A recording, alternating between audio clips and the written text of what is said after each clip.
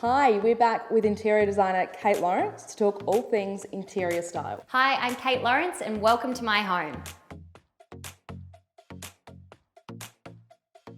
How would you describe each of the different styles of the two homes? This one that we're in, I think it would appeal more to a mass. It's very light, bright, it's got a kind of coastal feel about it.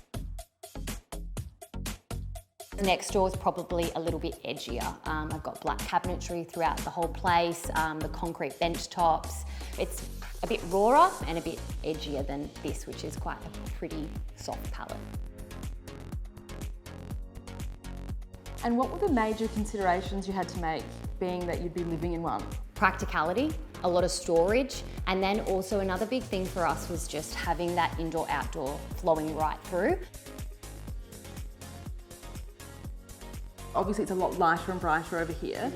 What were the big choices you had to make to bring that to life here? For the light side, I had the light flooring and then I wanted a timber kitchen, and I needed to match the two timbers because I didn't want a contrast. I wanted it to be quite seamless. So it took me a while to find the right product.